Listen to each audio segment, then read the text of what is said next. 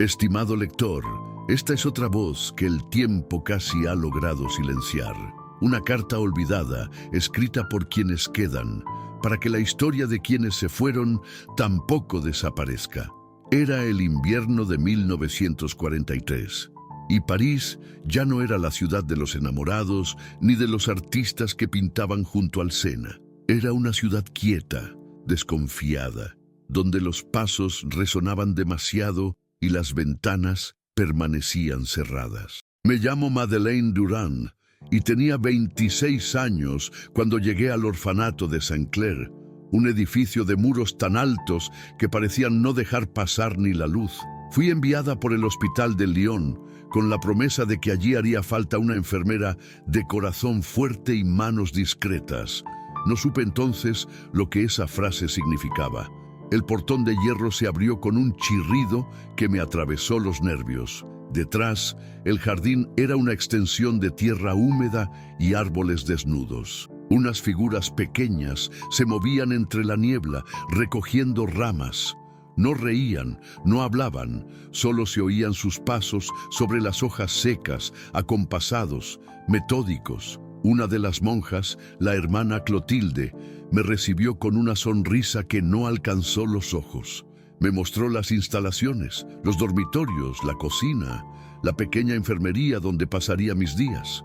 Todo impecable, ordenado hasta el extremo, y sin embargo, algo en el aire olía a encierro, como una casa donde nunca se ventilan los secretos. Los niños eran más de 40. Algunos tenían apenas 5 años, otros ya rozaban la adolescencia, pero todos compartían la misma mirada, una mezcla de cansancio y resignación impropia de su edad. Caminaban en fila, hablaban poco y comían en absoluto silencio. Ni siquiera durante las comidas se escuchaba el roce de una silla o el murmullo de una pregunta. Si una cuchara caía, todas las cabezas se agachaban a la vez, como si el ruido fuera un delito. Yo intentaba sonreírles, ofrecerles palabras amables, pero respondían con una obediencia casi dolida. En las noches, cuando el reloj marcaba las 9, el convento se hundía en una calma espesa. Solo el viento se atrevía a colarse por las grietas del techo. A veces, mientras revisaba a los pequeños enfermos de tos o fiebre, notaba que ninguno se quejaba, ni una lágrima, ni un gemido. Sostenían la respiración mientras yo desinfectaba una herida o tomaba la temperatura. Me decían, «Gracias, hermana», con un hilo de voz, y regresaban a su catre sin más. Aquella ausencia de ruido me empezó a doler en los oídos. Un día, pregunté a la hermana Clotilde por qué eran tan callados. Ella me respondió, «El silencio los fortalece, les enseña a no depender del ruido del mundo». No entendí del todo, pero su tono no admitía réplica. Desde entonces empecé a observar más. A cada niño, a cada gesto. Noté que a veces, durante la oración de la tarde, movían los labios sin emitir sonido alguno. Rezaban por dentro, como si temieran que Dios los castigara si hablaban demasiado fuerte, y en los juegos, si puede llamárseles así, repetían movimientos, carreras sin gritos, escondites sin risas. Con el paso de los días comprendí que aquel silencio no era una virtud aprendida, sino una herida impuesta. Algo se había quebrado en esos niños antes de llegar al orfanato, y allí, en lugar de curarlos, les enseñaban a esconder la voz. Cada noche, antes de dormir, los escuchaba recitar oraciones tan bajas que parecían pensamientos. Y en esas oraciones había miedo, aunque no se nombrara. A veces me asomaba por la ventana del pasillo y los veía dormir. Algunos temblaban en sueños, otros apretaban las manos bajo las sábanas, como si sujetaran algo que no querían perder. Una vez, un niño de nombre Lucien murmuró dormido, «No digas nada, mamá, no digas nada».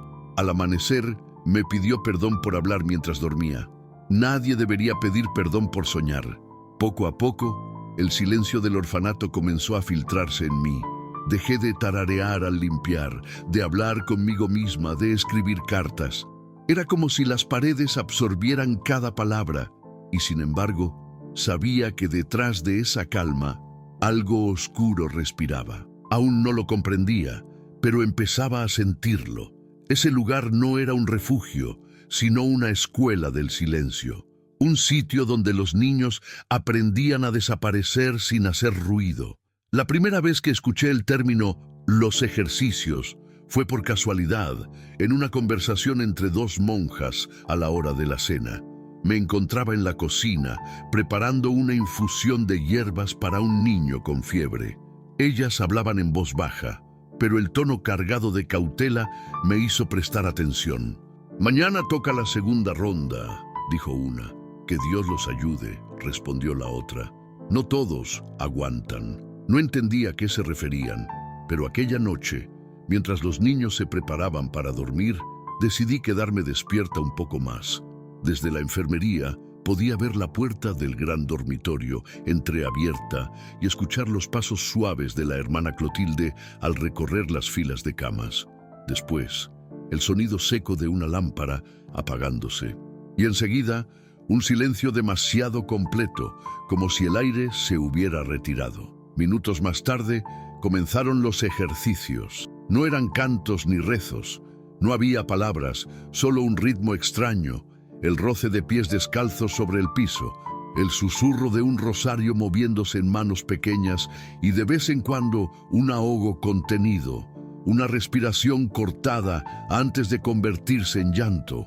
Ningún grito, jamás. Era un entrenamiento del silencio, una práctica para callar incluso el dolor. Al día siguiente pregunté con disimulo a Lucien, aquel niño de ojos grandes que me ayudaba a repartir el pan. «¿Qué hacen por las noches, mon petit?» Me miró con una expresión seria, casi adulta. «Nos enseñan a no tener miedo». ¿Y cómo se aprende eso?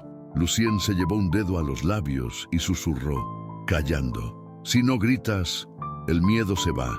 Ese día entendí que no era solo una regla, sino una lección repetida hasta el agotamiento. Las monjas les enseñaban a tragarse los gritos, a contener las lágrimas, a soportar cualquier cosa en silencio. En teoría, era para fortalecer el espíritu, como decían ellas. Pero había algo más, una especie de ensayo, un ritual macabro disfrazado de disciplina. Comencé a notar señales. Algunos niños tenían marcas en las manos o en los brazos, heridas pequeñas que no se explicaban con juegos. Otros se desmayaban en los pasillos exhaustos, sin emitir queja alguna. Cuando los curaba, me miraban con miedo de pronunciar una palabra. Me di cuenta de que no lloraban, ni por el ardor del alcohol en la piel. Una tarde, mientras limpiaba la capilla, encontré un cuaderno escondido detrás de una estatua. En la primera página, con letra temblorosa, alguien había escrito: «Si aprendemos a no gritar, no nos encontrarán». Esa frase me heló la sangre. ¿Quién no debía encontrarlos? ¿De quién los escondían? Poco después, llegó al orfanato un oficial alemán, acompañado por un sacerdote. Se reunieron con la hermana Clotilde durante horas. Desde el pasillo escuché fragmentos de su conversación. Hablaban de preparación, de mantener el orden si llega el momento, y de evitar el ruido. Comprendí entonces que los niños eran parte de algo que no podían entender. Eran huérfanos de guerra, sí, pero también víctimas de un experimento moral. Enseñarles a morir sin miedo, o mejor dicho, sin sonido. Esa noche el ejercicio fue más largo. Yo fingí dormir, pero me deslicé hasta el dormitorio. Los niños estaban de pie, descalzos, formando una fila frente al altar. La hermana Clotilde caminaba entre ellos con un crucifijo en la mano, repitiendo: «Dios escucha el silencio del justo». Los pequeños, con los labios apretados, aguantaban sin moverse. Algunos temblaban, otros cerraban los ojos con fuerza. Vi como una niña se mordía el labio hasta sangrar, solo para no emitir un gemido. No soporté más. Di un paso al frente y la hermana Clotilde me descubrió. Su mirada fue tan fría que aún hoy la siento sobre mi piel. «Hermana Madeleine», dijo con calma, «aquí se enseña la obediencia. Si no la comprende, quizá no debió venir. Aquella noche no dormí. Pensé en huir, en denunciarlo, pero ¿a quién? Afuera, París era un campo de miedo. Nadie preguntaba, nadie escuchaba, y yo era solo una enfermera con la garganta llena de rabia y culpa. Con el paso de las semanas, los ejercicios se volvieron más frecuentes. El silencio se volvió una norma invencible. Algunos niños ya no hablaban ni siquiera durante el día. Se comunicaban con miradas, con gestos mínimos. A veces, en el comedor, uno levantaba una miga de pan y la dejaba caer, y los demás entendían algo que yo no, un lenguaje hecho de nada. Empecé a escribirlo todo en un cuaderno, el mismo donde ahora trazo estas líneas, no para salvarme, sino para salvarlos a ellos, porque si algún día desaparecían, y yo presentía que así sería, quería que al menos quedara constancia de que existieron, de que aprendieron lo imposible, callar el grito que la guerra les había puesto en la garganta. El invierno siguiente llegó con un frío que parecía más viejo que la ciudad. El orfanato de Saint-Clair amanecía cubierto de escarcha y las chimeneas, que rara vez encendían, dejaban salir un humo leve que se disolvía antes de alcanzar el cielo. Todo estaba impregnado de ese silencio forzado, tan espeso que hasta el viento lo respetaba. Sin embargo, bajo esa quietud comenzaron a aparecer señales, pequeñas, tímidas, casi invisibles, señales que hablaban sin voz. Una mañana, mientras cambiaba las sábanas del dormitorio mayor, encontré algo bajo la almohada de Aimé, una niña de 9 años con trenzas desiguales y mirada de faro apagado. Era un trozo de papel arrugado, con un dibujo hecho a lápiz, un grupo de niños en fila, sin bocas, frente a una puerta negra. Detrás, un sol trazado con una mano insegura, apenas visible. En la esquina inferior, 3 palabras en letra infantil: no quiero desaparecer. A partir de ese día, empecé a buscar más. Los encontraba en los lugares más insospechados, dentro de los bolsillos de los delantales, bajo los colchones, detrás de los cuadros religiosos. Eran dibujos y fragmentos de frases, todos con el mismo tema: niños sin voz, cielos sin color, trenes que se perdían en el humo. Había algo urgente en ellos, algo que pedía ser visto. Un niño llamado Robert, de 11 años, era quien más dibujaba. No hablaba desde que lo habían traído de Montmartre, pero sus manos no paraban. Una tarde lo sorprendí escondiendo un papel en el hueco del zócalo. Lo tomé sin que me viera y lo guardé hasta la noche. En él había una figura pequeña sosteniendo una estrella rota. Debajo, una frase escrita con trazo torpe: nos dijeron que el silencio es el cielo. Me senté en la cama y lloré sin ruido como ellos, porque entendí que esos dibujos eran sus gritos, sus confesiones mudas. Lo que no podían decir con la voz, lo dejaban en papel. Y cada trazo era una resistencia mínima, una chispa de vida dentro de esa educación del silencio. Comencé a guardarlos todos en una caja de metal que encontré en la enfermería. No sé si quería protegerlos o protegerme. En cada turno, fingía no ver cuando las monjas pasaban revista, pero mis ojos se entrenaron para notar los detalles. Una mancha de carbón en los dedos, un pedazo de lápiz escondido, un gesto de complicidad entre 2 niños. Un día la hermana Clotilde me pidió acompañarla al sótano. Allí me mostró una fila de sillas y un pizarrón viejo. Aquí los hacemos practicar la calma, me explicó. Aprenden a estar quietos durante 1 hora entera, sin hablar, sin moverse, sin miedo. Es un acto de fe. No respondí. Observé el lugar y sentí que las paredes estaban impregnadas de respiraciones contenidas. En el suelo, entre el polvo, noté una hoja medio enterrada. Cuando la recogí más tarde, sola, vi que era otro dibujo, una puerta entreabierta con una figura de niño mirando hacia un punto de luz. Abajo decía: cuando venga el ruido, no grites. Las palabras se repetían en distintas formas, en distintos papeles. Era como un eco que crecía con cada dibujo. No gritaban con la voz, pero sus manos gritaban por ellos. Una noche de febrero, el aire olía a tormenta. Mientras revisaba la enfermería, Oí un sollozo muy débil. Era Aimé. Estaba sentada en el suelo, abrazando las rodillas, con un dibujo en la mano. Cuando me vio, intentó esconderlo. «No te haré daño, Petite», le susurré. Ella me mostró la hoja, un grupo de niños dormidos bajo la tierra, con flores creciendo sobre sus cuerpos. «¿Quiénes son, Aimé?», pregunté. «Los que ya no hablan», respondió, y su voz se quebró. Desde esa noche supe que no todos los niños del orfanato seguían allí. Algunos se habían ido sin explicación. Las camas se vaciaban y las monjas decían que habían sido trasladados, pero los dibujos los delataban. Cada vez que un niño desaparecía, aparecía un nuevo papel, más oscuro, más urgente. Comencé a esconder mis propios escritos junto a los suyos. Les hablaba en las hojas. «Yo los escucho, no están solos». Quizá nunca leyeron mis palabras, pero necesitaba dejar constancia de que alguien veía lo que ocurría. El día que la Gestapo entró al orfanato, buscando niños sin registro, las monjas entregaron listas con nombres incompletos. Vi cómo se llevaban a 5 pequeños. Ninguno lloró. Marcharon en fila, con el rostro sereno, tal como les habían enseñado. El último era Robert. Al pasar junto a mí, deslizó una hoja doblada en mi bolsillo. No pude abrirla hasta que el camión se alejó. En ella solo había una frase: «Ya sabemos no gritar». Esa noche, el orfanato quedó en silencio absoluto. Ni siquiera el viento se atrevió a moverse. Caminé por los pasillos vacíos, con la caja de dibujos apretada contra el pecho. No tenía fuerza para rezar.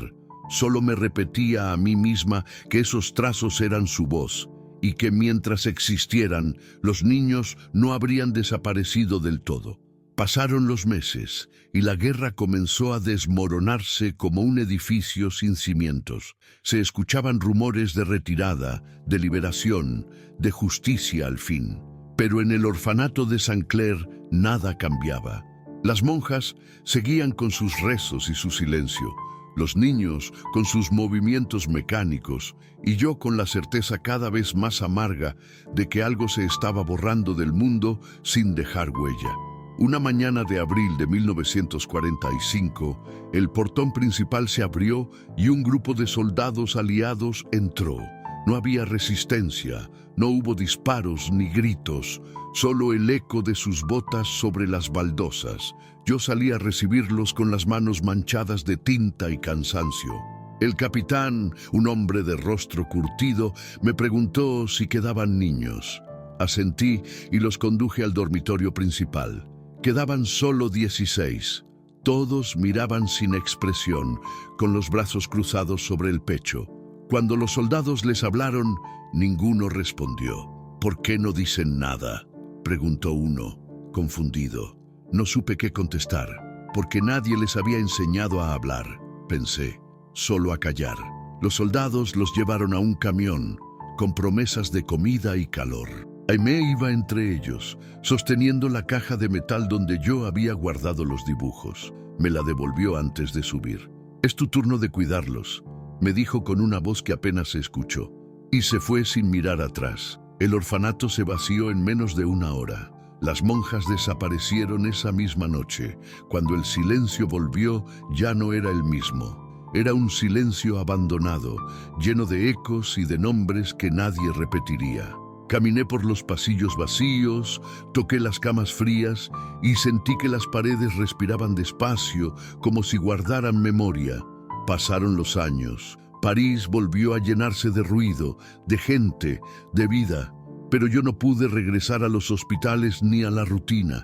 Me quedé en una pequeña casa cerca de Montreuil, rodeada de papeles, con la caja de metal sobre mi mesa. Dentro, los dibujos seguían allí, amarillos, manchados, frágiles. A veces los extendía en el suelo, uno junto a otro, y los contemplaba como si fueran un rompecabezas del alma. En cada trazo reconocía un gesto, una mirada, una historia que el mundo no quiso oír. Escribí los nombres que recordaba en una libreta azul: Lucien, Aimé, Robert, Jules, Jean y algunos más que se me escapaban entre la memoria y el sueño. A su lado, Intenté anotar algo de ellos, cualquier cosa que los hiciera volver a existir. Lucien tenía una sonrisa tímida y una cicatriz en la mejilla. Aimé dibujaba soles con ojos tristes. Robert no hablaba, pero su silencio era limpio. Jules y Jean corrían siempre juntos, aunque nadie les enseñó a correr de verdad. Cuando envejecí, mis manos ya no pudieron escribir sin temblar. A veces, mientras observaba la caja, me preguntaba si debía entregarla a un museo, a un archivo, a alguien que pudiera cuidarla, pero nunca lo hice. Me daba miedo que se convirtieran en curiosidad, en historias sin alma. Preferí que siguieran siendo lo que fueron, pequeños gritos atrapados en papel. Una tarde de otoño, vino a visitarme un joven historiador. Había oído hablar del orfanato y buscaba documentos. Le mostré algunos dibujos. Los miró con respeto, con ese silencio que solo tienen quienes entienden el peso de la memoria. ¿Y qué aprendieron, señora, aquellos niños?, me preguntó. Lo miré largo rato antes de responder. Aprendieron lo que nadie debería aprender, a morir sin hacer ruido. Él guardó silencio, y entonces comprendí que no todo estaba perdido, porque mientras alguien siguiera escuchando, aunque fuera una sola persona, los niños no desaparecerían del todo. La voz puede extinguirse, pero la memoria, esa voz que no necesita boca, persiste. Ahora, mientras escribo estas líneas, la caja descansa abierta junto a mí. Los dibujos siguen respirando. En uno de ellos, el último que encontré escondido en la enfermería antes de marcharme, hay un grupo de niños de pie frente a una ventana. Detrás, un cielo claro, sin nubes. Y al pie, una frase apenas legible: cuando el ruido se apague, volveremos a jugar. Me aferro a esa promesa. A veces, cuando cierro los ojos, creo escuchar sus pasos en el pasillo, ligeros, acompañados de una risa breve, casi imperceptible, como si estuvieran aprendiendo otra vez a vivir con sonido. No sé si alguien leerá esta carta. Tal vez termine olvidada en un cajón, como tantas cosas de la guerra. Pero si alguna vez llega a tus manos, lector, prométeme algo. No dejes que sus nombres se borren. Di sus nombres en voz alta, aunque sea una sola vez. Lucien, Aimé, Robert, Jules, Jean. Que el aire los recuerde, que el silencio por fin se rompa. He contado esta historia porque el silencio, cuando se vuelve costumbre, es una forma de muerte. Los niños del orfanato aprendieron a callar para sobrevivir, pero al hacerlo, el mundo casi los perdió. Que cada palabra escrita aquí sea una chispa contra esa oscuridad. Recordarlos no es tristeza, es justicia. Y si al cerrar estas páginas escuchas un eco leve, una risa que apenas nace, déjala estar. Tal vez sean ellos, los pequeños del silencio, volviendo a jugar en la memoria de quien los nombra.